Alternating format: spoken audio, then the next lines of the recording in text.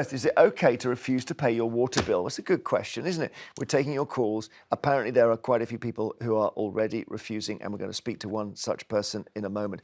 Do call us 0207 862 2222 if you think it's a good or bad thing to do. The regulator has said the average household's water bills can go up by £157 in the next 5 years. So the average bill will near £600 annually. It's basically 36% in 5 years. At the same time, 6 out of the 10 water and sewage companies in England and Wales increased their bosses' bonuses last year with an average rise of £180,000. Some of them have been given even more. So let's just have a look at this and see why people are so cross. We're just toying with the idea of creating an advert. You know, let's just show you this idea. Let's get a TV on screen and there we go. Show the ad. And here we go. Why not work for a water company? You can live somewhere beautiful and get paid by results. And the slogan, the muckier the sea, the richer you'll be. Because it's that crazy, isn't it? It feels like that. And I'll show you if I can. Is this unfair? Well, let's just look, because there's so many spills, so much of the brown stuff going into seas and rivers. Liv Garfield, despite that, Severn Trent, £500,000 bonus. That's not even her pay. United Utilities, £420,000 bonus. The last boss of Thames Water, £446,000 bonus. Yorkshire Water, 371. And then credit to Susan Davey, who said, look, I'm not taking my bonus of nearly 300,000. To sum this down into three things. Thames Water, the new boss has got 195,000 in bonuses. The company was responsible for nearly 200,000 hours of sewage spills last year. Severn Trent, I mentioned, Liv Garfield there. I mentioned a £500,000 bonus. Takes her pay up to 3.2 million. 3.2 million. So that's despite the fact they were fined 2 million for spilling, what was it, Severn Trent? 260 million litres of sewage, the equivalent of 10 Olympic-sized swimming pools. So what we get here with these companies is no connection between the payouts and the spills. And that is why we have got people refusing to pay. Is it acceptable, Charlie, to do that? No, it's not, is the short answer, because we need to repair the infrastructure that constantly needs upgrading when it comes to our sewage and our waterways. That needs to be funded. You can't just refuse to pay when there might be increases. Now, but if you're overcharged, let's say someone says to you, look, you've just bought a Toblerone, we're charging you £84. You say, it's £2.50 last time. I'm not paying the extra £81.50. Well, you're within your rights to eat it and not pay the extra. Poisonous Toblerone as well. Yes. Come on. Well, you can challenge your bill for sure, and I think there's a way in which, if you're in financial difficulty, you can try and get a reduction from your bill from the water company if you write to them. But the idea that everybody just stops paying would be, total chaos. What do you think, Stella? I think, why is the idea of people not paying for getting poisoned by their water companies so horrifying, but the idea of CEOs not receiving not just bonuses, but increased bonuses for running companies with no competition, where every single person is their customer, running them to the ground, and we are somehow have to be okay with that. What kind of system is this? Their bonuses should go back into the companies. They should not be getting them. This is completely insane. So I don't... Let's just talk before you come back, Charlie. Somebody who is refusing to pay, Lois Davis. Hi, Lois. Hi. So it's nice to see you. I mentioned Thames Water because they've got a particular history with bonuses and spills, and you've been refusing to pay them for how many months now? About 6 months now. So what happens? Do you write them something saying, I am not paying, or do you just ignore their letters? No, I've gone through the whole complaints procedure. There's a very efficient way that you can go about withholding your payments. And I've pursued that.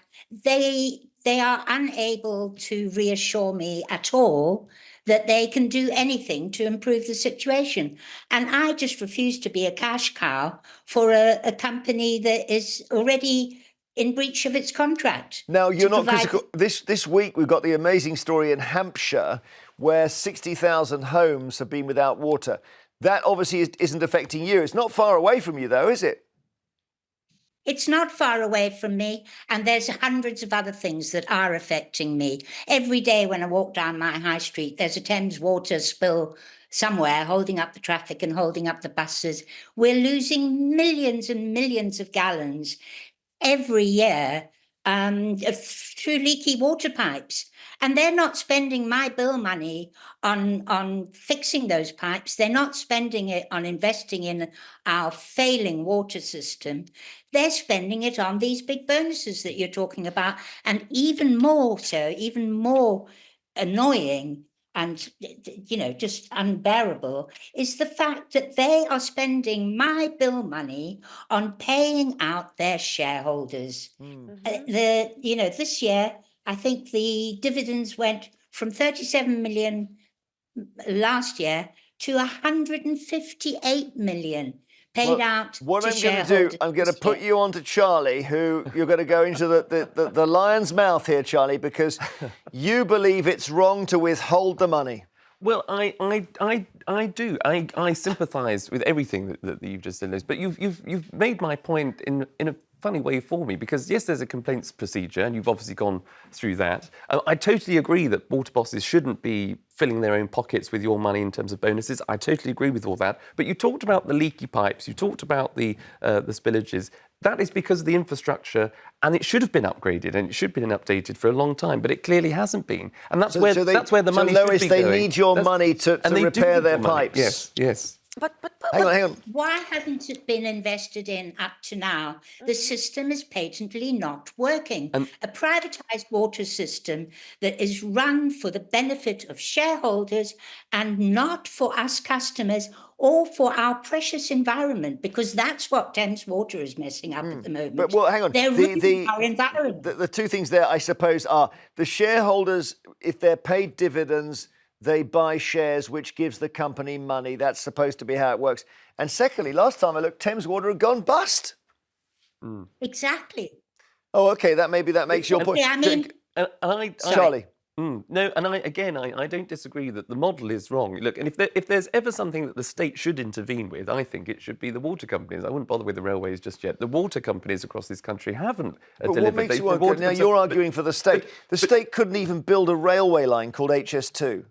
Would you put the state in charge of our water? Well, I would try for them to get either other people in to try and fix the problem. Okay, yes, but you can't get much worse than obviously what we're hearing from some people across the country. Believe me, it could. It is a total oddity that water is privatised in the UK. It's a completely unique case, and it is because it was privatised, and it is because CEOs, time after time again, took the decision to pay dividends to the shareholders over the years, rather than actually investing in the infrastructure and managing the company well.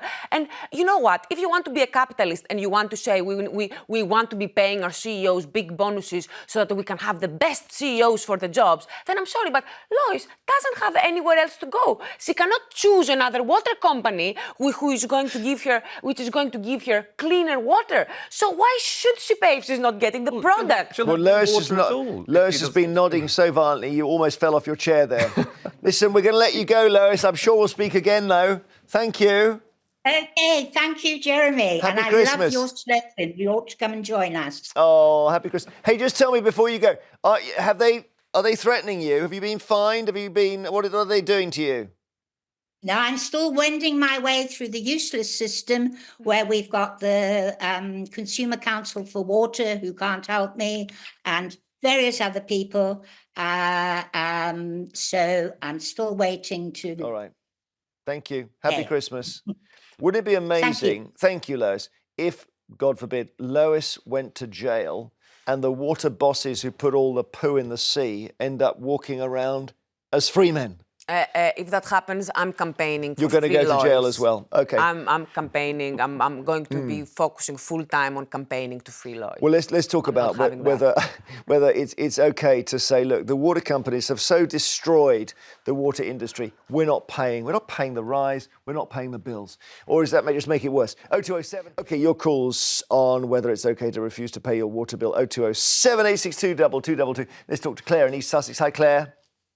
Hello, Jeremy. Hello, panel. Interesting to hear Lois, wasn't it? Oh, well, I've got a story here. Yeah.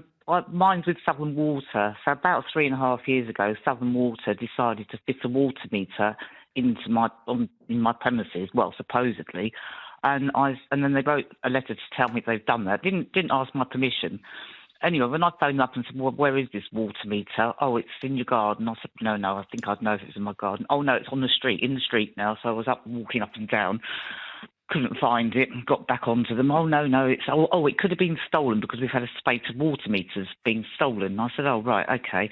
Anyway, I phoned up the complaints, the water complaints, and they were going to deal with it. And so I stopped paying my bill in the meanwhile because I thought, well, I was quite happy on paying water through direct debit, not on a fixed price, really, instead of also, having particularly if the meter's gone missing. I mean, that's just ridiculous. Exactly. So anyway, I refused to pay it, and then after about 3 months, they sent a few letters, threatening. And my husband said, "Oh, for goodness' sake," he said, "I'll just pay it off." So I said, "Well, just pay." I think we owed about £250. So I said, "Well, just pay £50 off a month extra. I'll keep it on my side. You pay the extra." Yeah. Anyway, didn't think anything more of it. He didn't really check, although the money had gone out. And anyway, one day, knock on the door, and there was this big burly bouncer type knocked on the door, and I said, "Oh, hello, come in. Would you like a cup of tea?" Because I really didn't realise that he was an enforcement. And there he was with his notepad, sizing up how much the TV was and how much this was. And I thought, well, the coffee table's not worth as much as that, mate. But anyway, so there and then he said, "Right, how much money have you got on you then?" So I said, well, I think we rustled up about £300 and gave him that. But meanwhile, my husband had phoned up Southern Water to say to them, "Look, we must have," and they said, "Oh, yes, you got about £500 in your account." And we said, "Well, if we only owe £250, can't we just give that to the guy?" No, it's gone past that now. You have to go to Marsden's, and I bet you've all heard of Marsden's. They're quite scrupulous enforcement company. So anyway, cut a long story short, this was going on. I wasn't getting any joy, and in the end, it cost me £2,500 to pay back in charges. And when we'd ring up and go, "Look, how much money do you want this month to pay this off?" Well, you have to pay £5. And at the time, we could afford it. And did we ever find the actual? Because this all started with you having a water meter installed somewhere where you couldn't even find it.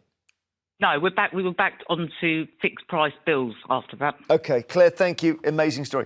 Stephen in Chester, hi.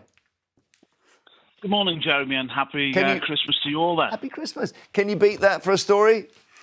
No, this is just a viewpoint, really. Please, yeah. I think, first of all, people should attempt to pay their bills as much as they can, as much as they can. It's the done thing. It's how we do things in this country. But the real question now is, we're reaching the point in this country over the next few years whereby people, millions of people, are literally struggling to pay the bills. They're becoming unaffordable. The maths of household finances, quite simply, do not stack up for a lot of people. And the real answer, which is why I tried to call yesterday on the issue of the water and the bills rising, is nationalisation. It has to happen now with water, and we have to consider looking at utilities likewise thereafter, because we're simply in a state of play now in this country for millions of people who are using food banks, they're in debt, they can't afford to live. It's government failure, and we have to do things the right way. There should be a I don't know if you can, because yesterday we had an expert on who's I say expert, I mean, I don't know if she was, but she said that the problem with nationalisation is that you have to buy the shares back. Now, the instant you mention nationalisation, the shares plunge, which makes it easier to buy them back. But the trouble is you've got pension funds that have the shares, and then suddenly people's pensions get wiped out, Stephen. Well, there's got to be a bit of a balance here, because people swing between two sets of ideologies, which is socialism, government-owned state, and everything like that, and then the capitalist system. But nobody's saying anywhere, let's have some common ground, let's have a free market, which I'm a firm believer in. But there has to be some kind of mechanisms in place for the country which has food security, water security, and poor people in the country, ordinary people who go about doing all of the ordinary jobs, can afford to live. Okay. But we're reaching the point in this country where people can't do that. No, they can't. It has can't. to be looked at. They can't afford the basics. So right, Stephen, thank you very much. Nice to talk to you. Heather in Herefordshire, hi. Yes, well, it's not a good morning. I might offer them £3 more, but I'm not paying £30 more, and you know, just to help. But the thing is, there must be a set of accounts as to where this money has gone and where it goes, and the people in charge should be held to account. They put it all our lives at risk. People in hospital. What kind of country is this? I mean, they should be put on trial immediately, arrested, and asked and held to account for the responsibilities they've had. All our lives will be in danger. There's disease in the water. You know, I don't need to spell it all out. No, you're so passionate. Yeah, well, I think we have talked before about the idea of building special water jails where you would just put the executives for periods of a year at a time every time there was a spill.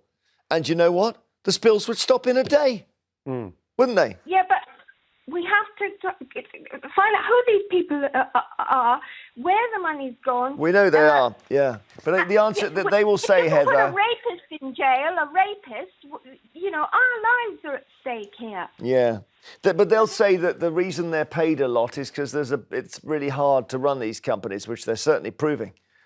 You don't agree with that? Yeah, it's because we want to attract all the best talent, and all the best talent, of course, has done such an amazing job at running a company companies that have basically zero competition and everyone is a client. The 3.2 million person whose name is Liv Garfield at Severn Trent, 3.2 million in a year, was working for BT Openreach, and she did a big rollout of super broadband, and she did it well.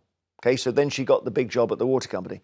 So she has a proven track record at being good at something, not just being paid a lot.